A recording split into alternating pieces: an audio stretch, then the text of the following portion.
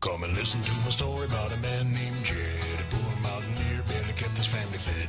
And then one day he was shooting at some food, and up through the ground come a bubbling crude. Oil, that is, black gold, Texas tea. Well, the first thing you know, old Jed's a millionaire. Kinfolk said, Jed, move away from there. Said, California is the place you ought to be. So they loaded up the truck and they moved to Beverly Hills, that is, swimming pools, movie stars, the Beverly Hillbillies.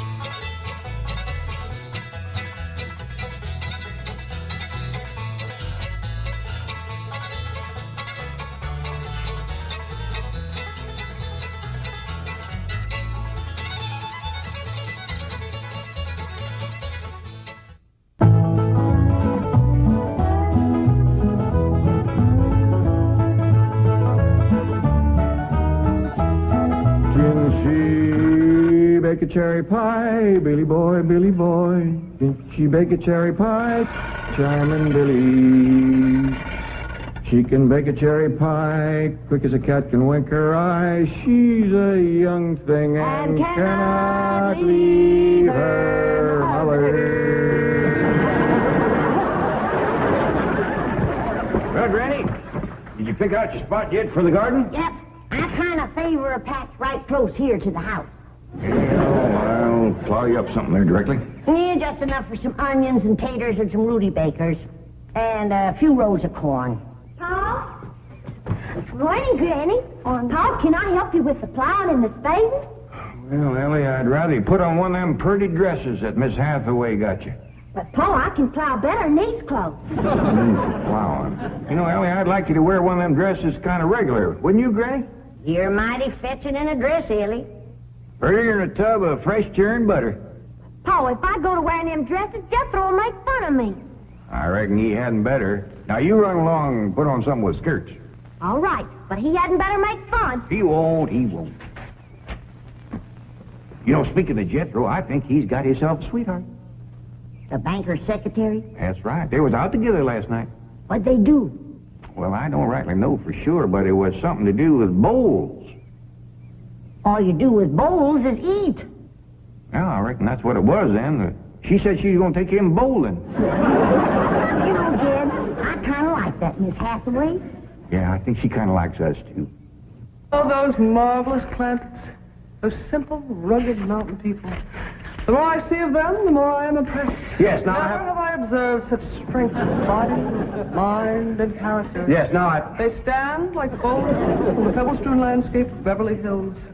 Like mighty oaks among bushes. Like quiet. Now, like I admire them, too. But those boulders need polishing, and we've got to put some city leaves on those oaks before my wife gets back from Boston. Incidentally, in any endeavor requiring physical strength, they are most exceptional. I took Jethro bowling last night. Here's the bill.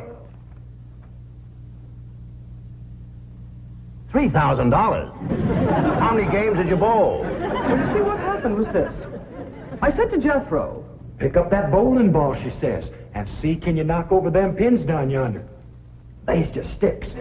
Anyway, I snatches up that rascal, draws back, and lets her fly. Did you knock down them pins?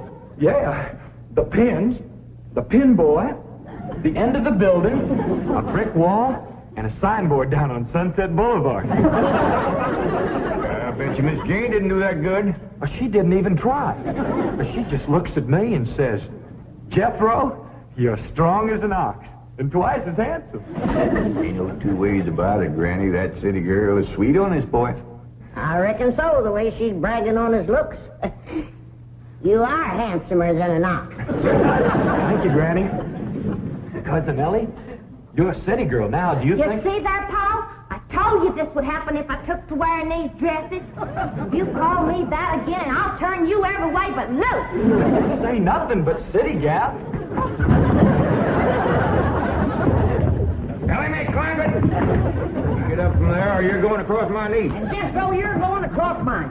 What did I do that was so all-fired bad? In that dress, she looks just like a city gal. You did him!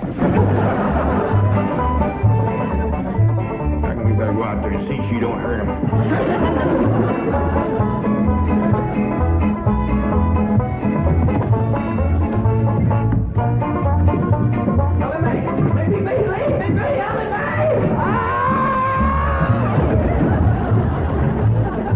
Jethro, now that we're living in a city, you got to learn to use the steps. They'll be happy to know that I'm making splendid progress with Ellie Mae. She's turning into quite a lady. Fine. Miss Jed, Granny, and Jethro we've got to work on. Clothes, manners, the works. What have you done about servants? That's the problem, Chief. They're basically opposed to the whole idea of able-bodied people letting others do their work for them. Well, that's a refreshing attitude. But we've got to get a skeleton staff in there somehow. A combination butler and valet with Jed and Jethro. Who help them assemble a wardrobe, teach them how to... Ravenswood. Your butler? Oh, he's never been my butler. Came with my wife like an overweight dowry. Been in her family for years. And with Margaret in Boston, I can certainly spare him, plus her upstairs girl, Marie. I doubt if you can sell Mr. Clapperton the idea of servants. Get him on the phone. I'll make him think he's doing me a favor by taking him off my hands for a while. Right, Chief? She hadn't ought to throw me down on my head like that.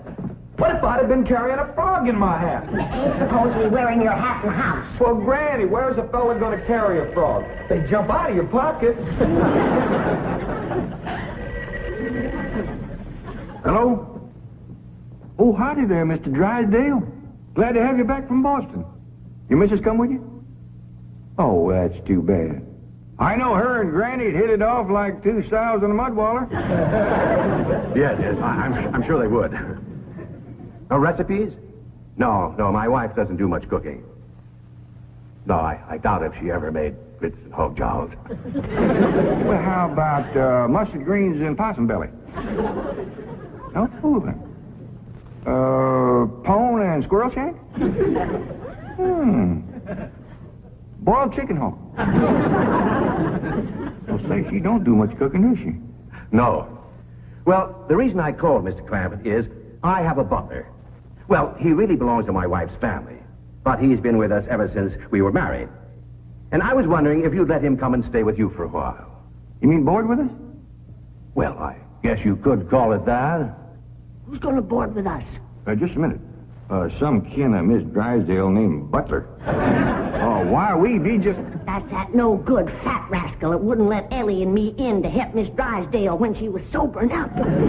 Hello? Granny was talking at me, but she's done now. Oh, no, she ain't. Just a minute. Granny, let me hear the man out, and then we can talk it over. Yes, sir, Mr. Drysdale. I'm a-listening now. Well, in addition to Ravenswood, he's the butler, you can also have my wife's upstairs girl, Marie. Margaret may be away for some time, and I have absolutely no use for him. Well, I sure would like to oblige. Me and Granny will talk it over, and I'll call you. Oh, thank you. You'll be doing me a great favor. I was glad to help out when I can. Thank you again, Mr. Clampett, and goodbye.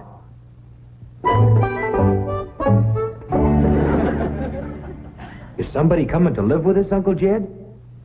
Maybe, Jethro, maybe. Why don't you go out and make up with your cousin Ellie? Okay, Uncle Jed. All right, Jed, let's have it. We going to board that butler fella? Well, Mr. Drysdale will take it mighty kindly if we did. He says he ain't got no use for him. I don't like him myself. You only met him once? Once was enough. I asked him real nice. I said, are you doing for Miss Drysdale that she's feeling poorly? Are you doing the washing and the scrubbing and the cleaning for her? And he looks right down his nose at me and says, Madam, I am a butler. I reckon he is proud of his name. Kind of fancy. Ravenswood Butler. I don't care if it's Stonewall Jackson. And I think Mr. Drysdale has a lot of gall to ask us to take his wife's kinfolks off his hands. Well, now, I'm mighty beholden to him. You know he's keeping my $25 million in his bank, and he ain't charging me one penny to do it. That's his business. You didn't ask him to do it. Well, now, Granny, if it was just Mr. Butler, I might agree with you, but there's a sad side to the story, too. What's that? Well, you've heard of Mr. Drysdale speak of his stepson? That's his wife's boy by her first marriage? The one they call Sonny? Yeah. Well, it seems she's got a girl, too. And there must be something wrong with her. What? Well, I don't know, but they keep her upstairs. No. Yeah. He spoke of her as my wife's upstairs girl. The poor thing. Her name's Marie, and he'd like us to take her and Mr. Butler. Doggone it. Jed. We got enough to do to take care of this big place without... He didn't say what was ailing her, huh? Well, no, but if you ask me, they ain't eating right over there. No. You know what Mr. Drysdale told me? What? His wife ain't never cooked grits and hog jowl. Ah, go on. That's a fact. Nor mustard greens and possum belly. Nor pone and squirrel shank. Nor even boiled chicken hawk. Land of mercy. You can't hardly blame Mr. Butler for getting a mite cranky. Man don't eat right, he gets that way. Well, Jed, I reckon it won't do no harm to take him in for a spell. Granny, for such a little woman, you got an awful big heart. Well, I feel sorry for the poor girl. But the first time that fancy pants Mr. Butler looks down his nose at me, I'm gonna chuck him in the cement pond.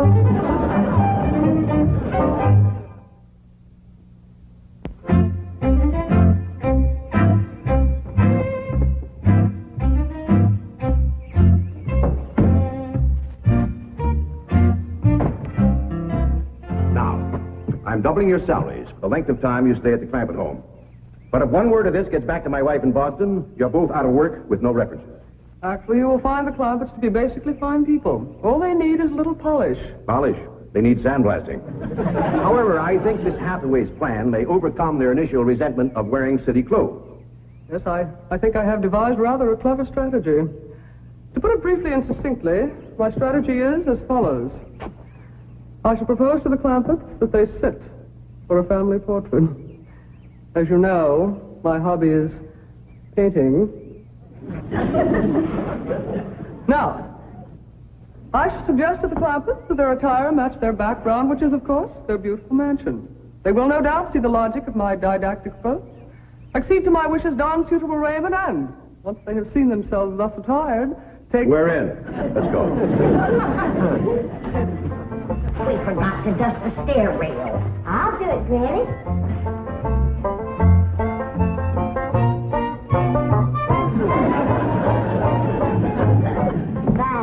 Wearing boys' clothes does come in handy sometimes. Hi, Ginger Granny. I think we got her all spick and span for the company.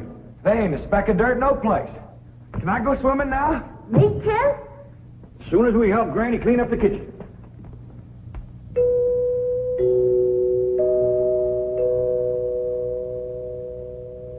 There goes that music again. Sure is good. You ever find out where that comes from?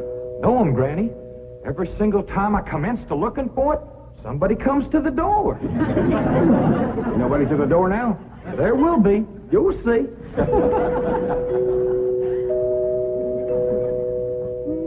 Doggies, that's nice. Don't pitch in and see, can we find it? You're wasting your time.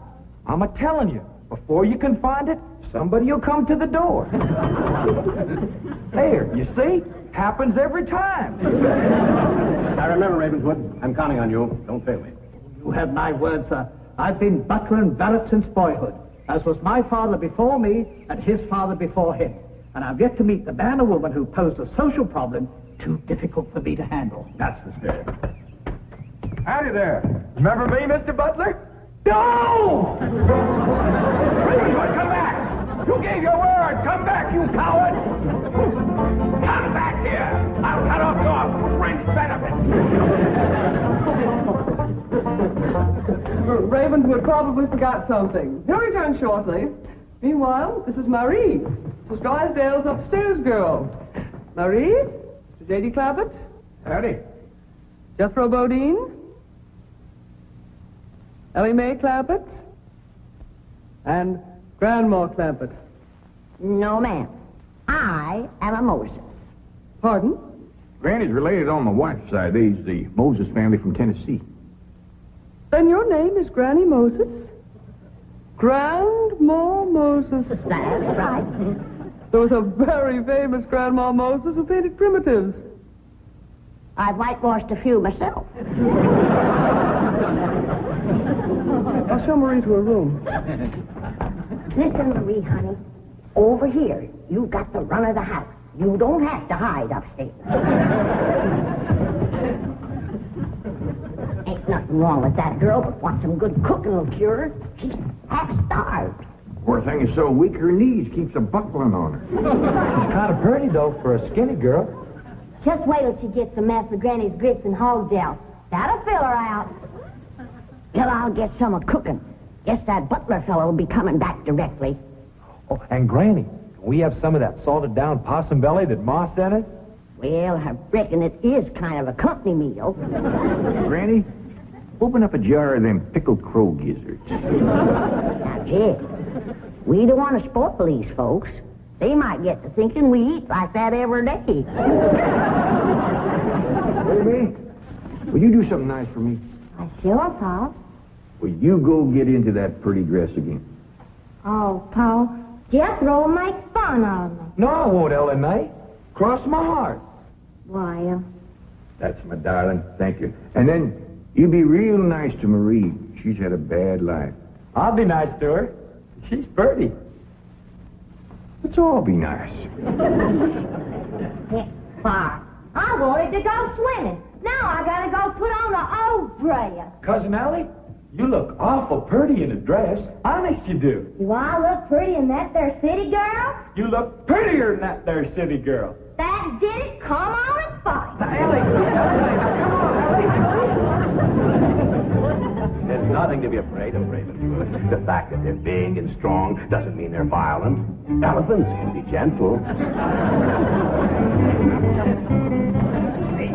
Now, Ravenswood, your wedding appearances deceive you. Oh, Billy. Oh, I do admit on the surface they do seem a bit rough, even cruel. But I assure you underneath they are placid, kindly, and gentle. You'll see. You shouldn't have called me a city girl. Leave me alone, please, City girl.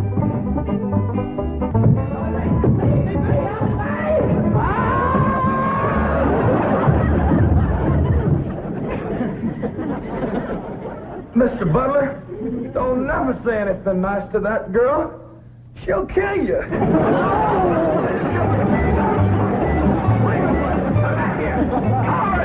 Come back! You promised! I found Granny when Mr. Drysdale said he didn't have no use for Mr. Butler. He sure wasn't fooling. I just seen him cut through the brush chasing him with a stick. Mr. Butler gets sassy with me, I'll chase him with more than a stick. Dad, Ellie throwed me down on my head again. If she don't stop that, I'm going to get a headache. Stop riling her, Jethro. But golly, all I said was she's pretty. That ain't no call to bust a fella's head. How's it doing? Oh, howdy, Marie. Hi, Marie. Are you hungry, darling? No, madam. I'm whooping up something here that'll just set your mouth to watering. Put some strength in your limbs, too. Tell her what it is, Granny. A great big mess of grits and hog jowls. And salted down possum belly. Cold pickled crow gizzards. How you like that? Don't tell me that child ain't hungry. Why, she's ready to drop in her trash. Set her at the table and I'll dish up a mess. No, please. I only came in to bring you a message from Miss Hathaway. She's preparing to paint the family portrait, and she wishes to know if you all will sit for her. May I tell her that you will sit for her? Well, yeah, I reckon we'll do that. Merci.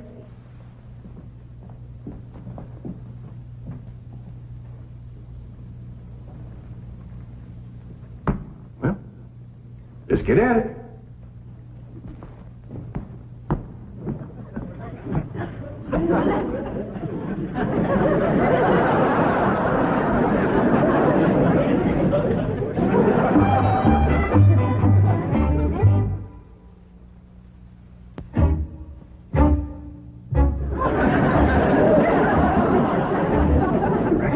To talk while we're sitting? Yeah, I reckon. I found out something about Marie. What? She's scared of Mr. Butler. How'd you know? I asked her to go swimming with me, and she says he wouldn't allow it. What business is it of his? That's what I said. And she says he's a butler, and I'm just an upstairs girl. And I got to do whatever he says. We'll see about this. Oh, dingies. Let's hit Mr. Drysdale, find him, and give him a whooping. Oh, catch him, Granny. Now, Ellie, you go put a dress on like you promised. Uncle Jed, I'm going swimming. If I see him, I'll fetch him in. Don't go jumping in with your clothes on again. Well, I won't, Uncle Jed. Miss Hathaway, she gave me a present last night. She says it's something special for to go swimming in. What'd she give you? Oh, pair of trunks. You go swimming in the cement pond. Boy, it's too big to go swimming in a trunk. Ed, In a pair of them. I got a feeling that Mr. Butler feller is going to be trouble. Yeah, we can handle him. Well, I still say that I think Mr. Drysdale has a lot of nerve to ask us to board his wife's relations. Maybe he just fed up. Man can get awful tired of having his wife's kin underfoot all the time.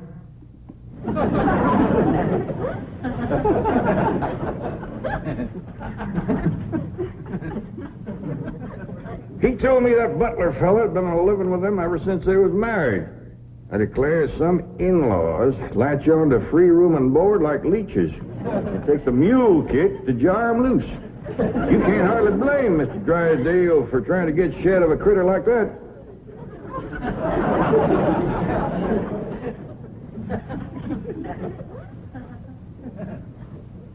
Is that the way you feel? You bet it is. I'll see how fast I can get packed. I'll get out from underfoot just as quick as I can. No, Jed. I know when I'm not wanted. It don't take no mule kick to get shed of me. Darnation, Granny, I wasn't talking about you. We couldn't get along without you. No, Jed. I'm just a burdensome old woman, no good to nobody. Why don't you throw me down the well? Go ahead, pick me up, carry me out to the well, and throw me in. Stop talking like that. Uncle Jed! Uncle Jed! I caught him. Mr. Drysdale, he gave out, but I caught this fat little rascal. What are you doing? You going to whip me, Granny? No, Jethro, I'm going to get thrown down the well. Why don't you throw us both down the well together? But it's no good leeching both. Mr. Butler, I'm sorry Jethro got mighty rough with you. He don't mean no harm. He's just an overgrown boy. Now, we's all mighty pleasure to have you come and stay with us, and as long as you behave yourself, won't be no trouble. Oh, I'm Jed Clampett. Sir. This here's Granny. I reckon you and Jethro done met. Yeah. Sir. Oh, and this here's my daughter, Ellie Mae. Enchantée, mademoiselle. Vous êtes très belle, très charmant, très ravissant. Don't you dare use them kind of words to a lady. What do you say, Granny? I ain't sure, but it sounded dirty. If your daughter was pretty and charming, oh, you're so different from all the others. You're like a beautiful city girl. He had not have said that. Oh, Marie, Oui, Miss Jane. didn't you say the Clampetts had agreed to sit for their portrait? Oui, they said they would do it. What is it? I believe it to be self-preservation, madam. No!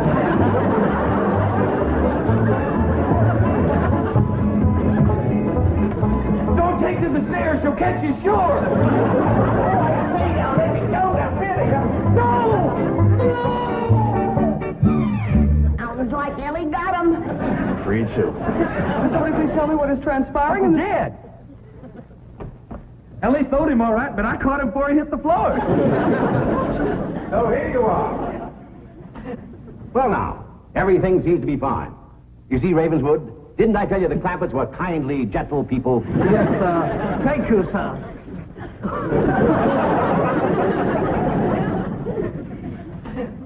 We're going to have to feed up both of them, Granny. His knees is buckling, too.